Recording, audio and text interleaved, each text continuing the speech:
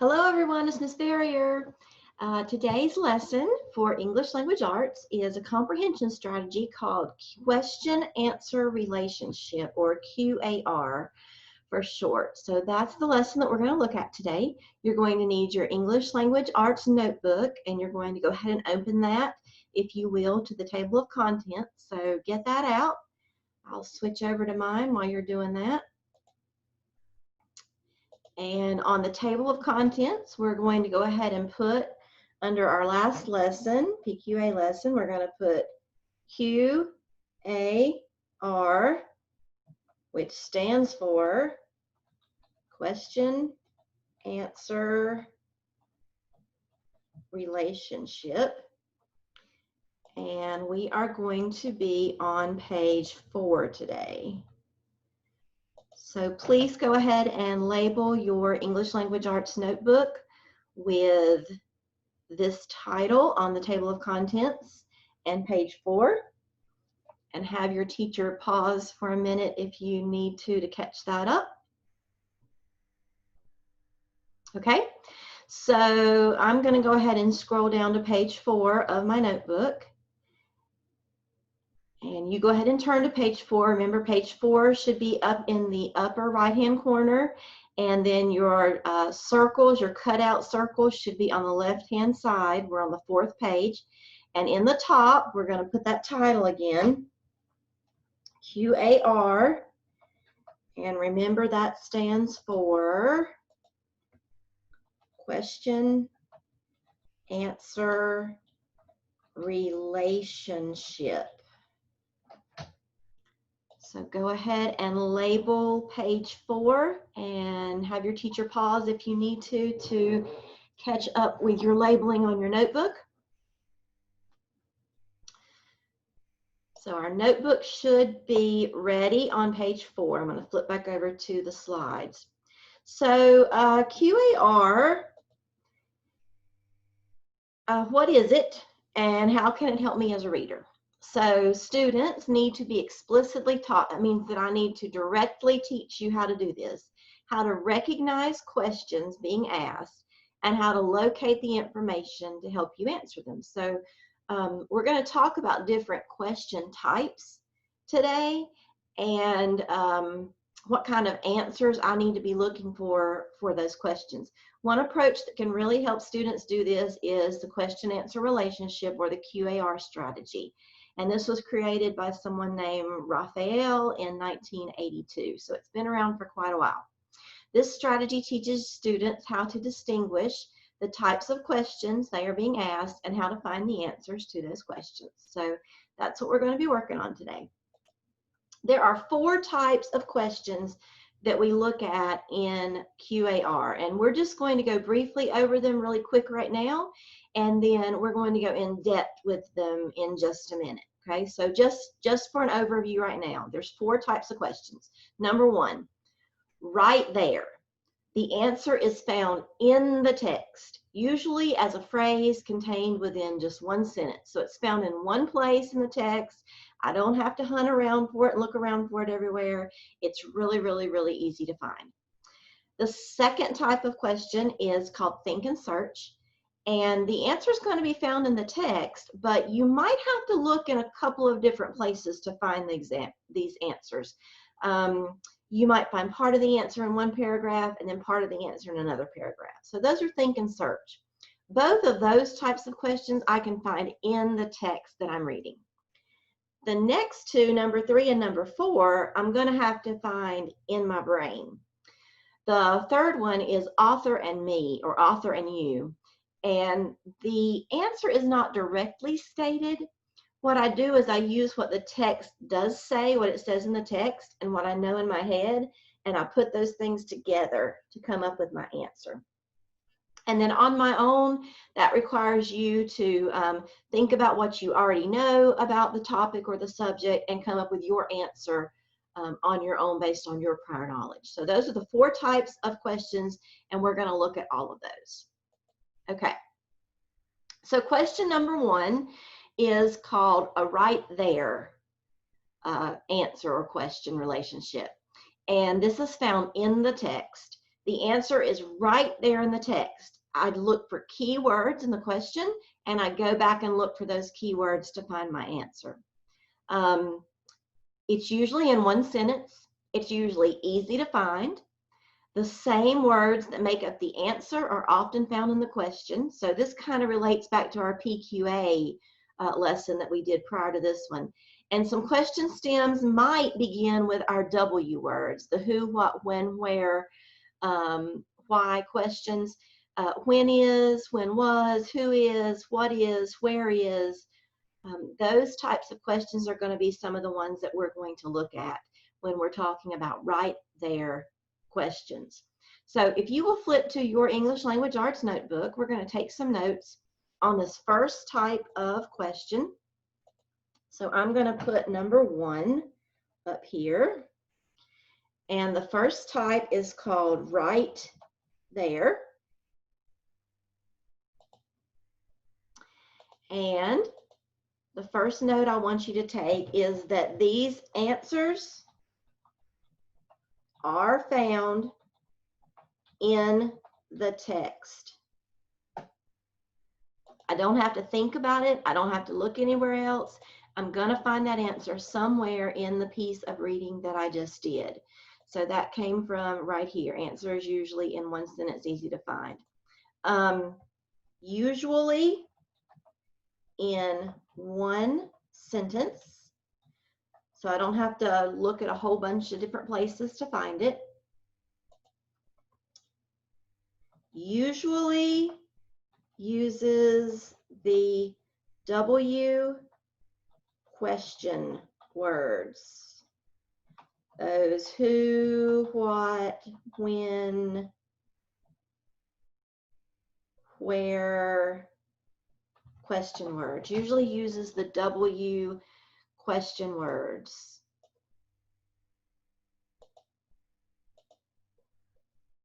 Okay. So I don't have to search around.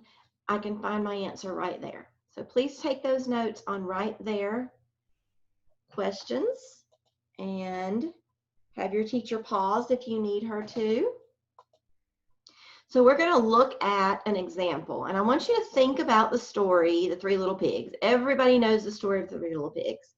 So the question is, and it's this green question, what did the wolf do at the first pig's house? Well, I'm going to use the clue words, what did the wolf do, to help me answer my question. So I'm going to skim the text. I would look through the book, look through the text, and I would look for the key words about the wolf and the first pig's house, because they're asking about the first pig's house. I can see in the text where the wolf huffed and puffed and blew the first pig's house down. That answers my question about what the wolf did at the first pig's house. He huffed and puffed and blew it down. That is a right there question because I can find the answer right in the text. What did the wolf do at the first pig's house? At the first pig's house, the wolf huffed and puffed and blew it down. Okay. Now would be a good time if you have questions about this type of question word to ask your teacher, to stop and ask your teacher.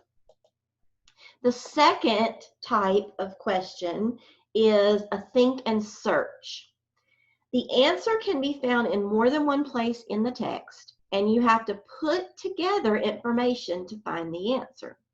So I'm looking in more than one place in the text, and I'm going to find the question word might be used or it may not be used in the question. Like last time, you know, question words are usually used. This time they may use it, they may not. Some question stems that can begin these are things like contrast, compare, what happened before, explain, what is a summary or summarize. So those types of things are going to be the question stems. So let's go over to our notebook. Our second type of question is think and search. When I have think and search, the answer is usually found in more than one place, I need to put together those findings for my answer. That means the two places I looked, the two things I found that go together, I'm going to put them together to help me with my answer.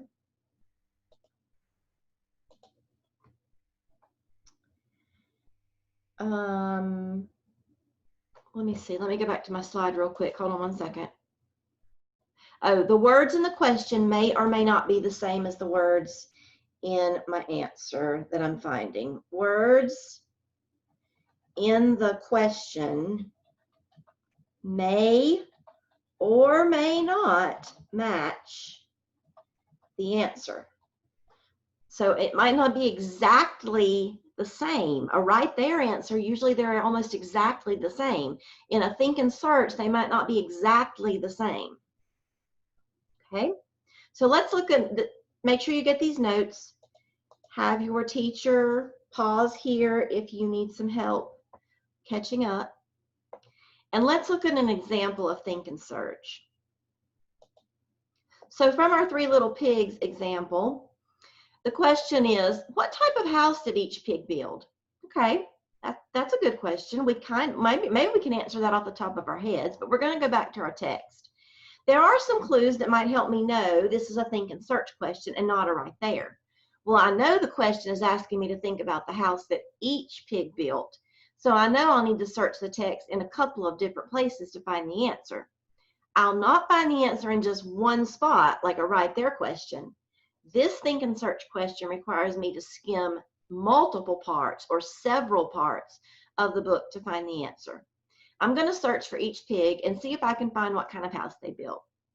After searching, I found the first pig builds a house of straw, the second pig a house of sticks, and the third pig a house of bricks. I had to search and find my answer in the text. So what type of house did each pig build? The first pig built a house of straw, the second pig built a house of sticks, and the third pig built a house of bricks. That is an example of a think and search. So now would be a good time to pause the video and ask your teacher any questions you have about think and search.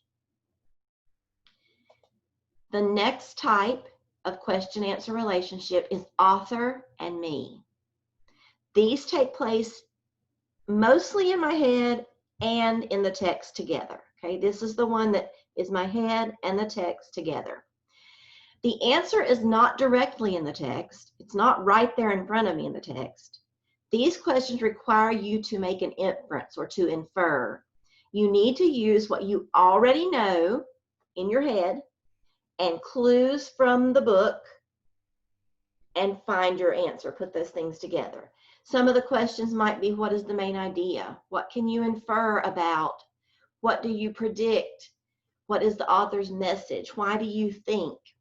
The reader must read the text to answer the question as well as use prior knowledge and experience. You must look for clues and evidence and prove the answer with details. Some question stems might be, how can you tell? How do you know? And the reader must read between the lines as the answer is not explicitly in the text. That means it's not directly found in the text. I'm going to have to use my brain. Okay, so let's go back to our notes. Number 3 is author and me. So these are the type of question-answer relationships that require an inference or inferences.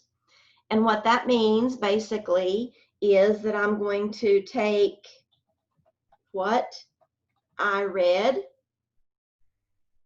and add what I know in my head to get my answer. Take what I read in the story or in the book, in the passage, and take what I know in my head and put those two things together to come up with my answer. So you can see we're getting a little bit harder, a little more difficult as we go down the line of these question-answer relationships. This one is a little more tricky. I can take what I read, but I also have to use what's in my brain. Okay, let's flip back to that slide for just a second. It doesn't say anything about helping my answer be in my question, and I do have to use my brain for this. Let's look at an example. So from the three little pigs, do you think it is okay for the first two pigs to move in with the third pig after their houses were blown down by the wolf? Why or why not? That's a pretty good question. After reading this question, I know that there is not one right or wrong answer that can be found in the text. The words why or why not help me know that this question is asking about my own ideas. I know from reading the text that the two pigs moved in with the third pig after their houses were blown down, but it didn't tell me if it was okay for the pigs to do that. To answer this question, I kind of need to use my own experience or ideas to decide if that's okay or not. I can't find the answer only in the text. It's more in my head. I'm going to have to use clues from the text and my own ideas to come up with this answer. Well, I remember reading at the beginning of the story about the mama pig telling her sons to work hard and not take the easy way out. So I think the third pig was the only one who listened to his mama, and so his house was the safest. I do not think it was fair for those other two pigs to just go to his house and expect him to let them in when they did not try their best. To answer this question, I had to use clues from the story and my own ideas to come up with my answer. Now would be a good time to pause the video if you have questions for your teacher about author and me.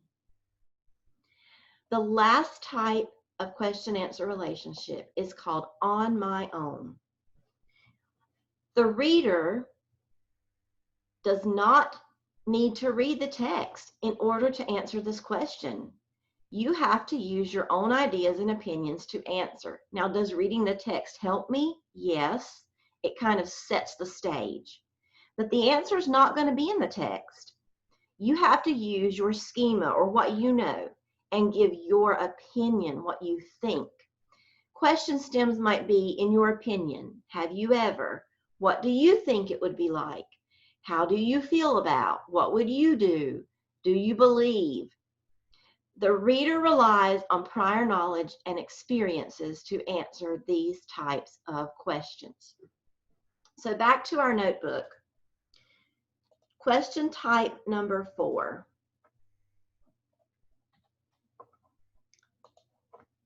On my own. These types of questions I have to answer using my knowledge. I will not find the answer in the text.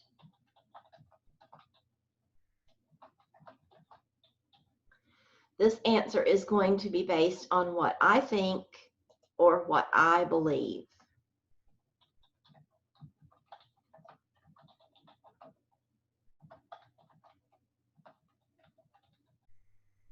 Okay.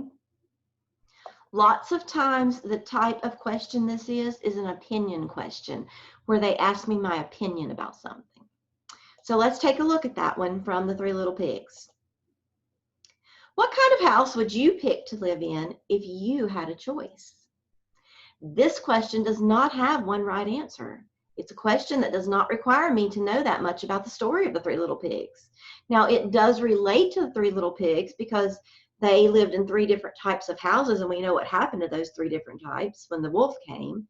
But I don't have to have really read this story to actually answer this question. I will use my own ideas to answer this question.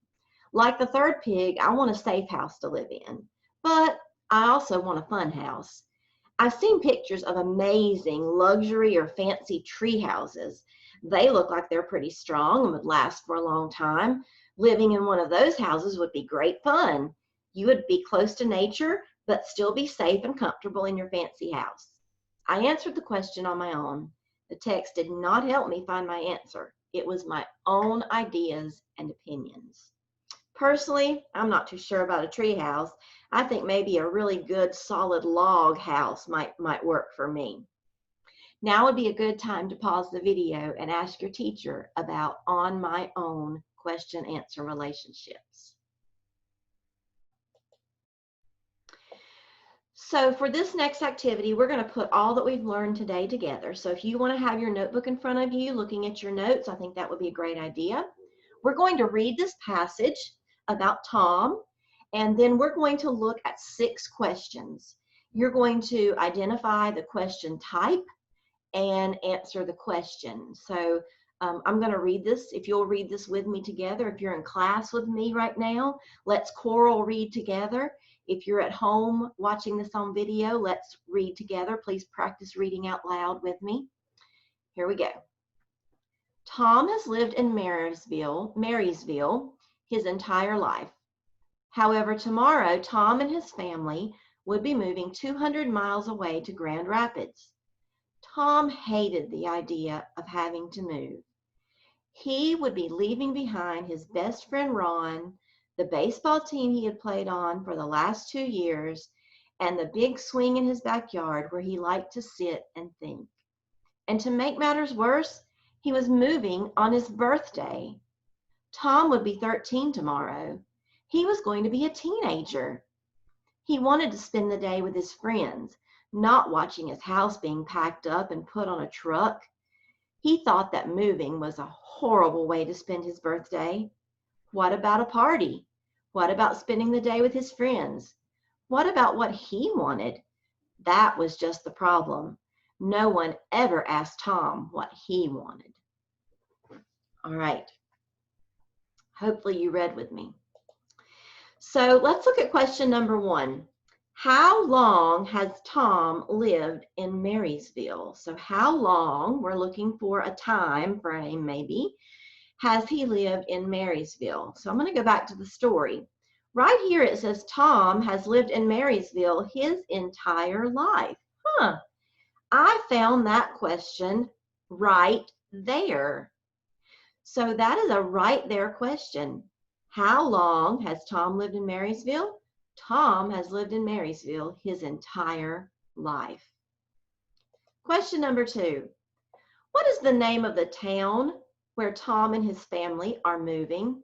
What is the name of the town where they are moving? So let's go back to the passage. So I know they're moving from Marysville. It says Tom and his family would be moving 200 miles away to Grand Rapids. Oh, so he's going to be 200 miles away in Grand Rapids. So what is the name of the town where Tom and his family are moving? That's another right there question. They are moving to Grand Rapids. Next. What might Tom do to make moving to a new town easier for him? What might Tom do to make moving to a new town easier for him? Let's go back to the story. It says that he's leaving behind his best friend, his baseball team, his swing. Nobody asked him what he wanted to do, but it says here he wanted to spend the day with his friends, not watching his house being packed up. I wonder if Tom could ask his parents if he could spend the day with his friends. That's kind of a think and search question. It's kind of also maybe an author and me question, because I used a little bit there, and then I thought, well, if I wanted to spend the day with my friends and it was my last day in town, I might ask my parents if I could do that. So what might Tom do to make moving to a new town easier for him? I think he might ask his parents if he could spend the day with his friends. Number 4, does Tom like playing on the baseball team he has played on for the last 2 years? Does he like playing on the baseball team? Well, the story said that he would be leaving behind his best friend Ron, the baseball team he played on, and the big swing in his backyard. Well, it sounds like that's one of the things that he's going to be missing when he leaves. So I think that is probably a author and me, maybe. I think maybe since he played on the baseball team for 2 years and he's talking about leaving his best friend Ron, who I know he's going to miss, and in the same sentence he talked about leaving his team, I think he probably is going to be a little bit sad and that he does like his team. So does Tom like playing on the baseball team he's played on for the last 2 years? I think he does. Number 5, in what ways can moving to a new house and to a new city be exciting? Well, you know, I'm looking in the story and it talks about things that he's not excited about, but it doesn't talk about anything that is exciting. I think that number 5 might be an on my own question. Well, one thing for me, I think if I was going to be moving to a new house in a new city, something that might be exciting is to make some new friends, or maybe explore some new places in that new city. Or maybe that would be a chance to redecorate my new room at my new house. So I think this is an on my own type question. Number 6, what is Tom's best friend's name? Oh, I know that one already. That's definitely a right there. His best friend's name is Ron. That is a right there question. So I hope that example helped you some kind of know what we're looking at as far as QAR. I'm going to flip back to my notebook for just a second. Your teacher has some handouts that she may choose to copy for you that you can paste in the bottom part of your notebook down here with some little notes on them about kind of like what we took here, but also some of those question words, some of those question stems. So you might talk to her about using that.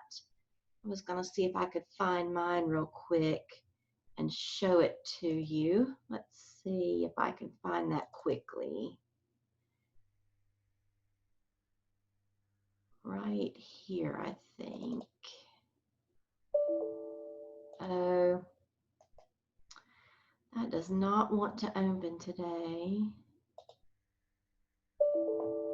Okay, let me go to a different place.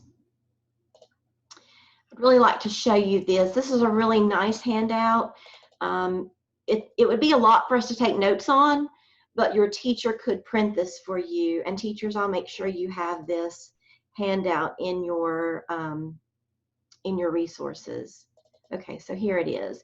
So here are the different question types. They're right there, the think and search, author, and me. And then here are some of those examples of question words. Here is where the answer is going to be in one place, more than one place, not necessarily given in the text, and then on my own. And then here are some of those strategies, things that we need to do to be helping us find those answers. So teachers, I'll try to make sure that you have this particular handout, and you could have the students trim this up and put this in the bottom of their notebook. Okay. So your assignment, and this is up to your teacher how she's going to assign this to you. Teachers, this assignment is found on your slides, on your slide deck. There is a link, a YouTube link to the story of Ruby Bridges. And then there are also questions linked. And your students can actually, if you choose to do it this way, you can actually have students type their answers into the Google Slides. If you've asked your Google Classroom to make a copy, then every child should have a copy of this presentation. So they would have the link to the YouTube channel, and then they would have the questions. They would actually just type their answers right here. So they'll write their answer, who is Ruby Bridges?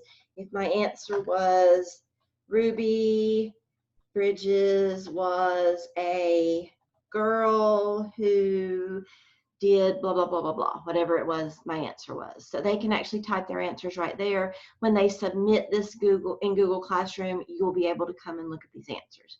If you would prefer to have these questions on a handout, I'll link that resource as well if you'd rather have the questions on a handout and just give it to your kids to answer there. So, all right, so that is our lesson on question-answer relationship. If you have any further questions, please ask your teacher, talk to your teacher about that, and I'll see you in the next video.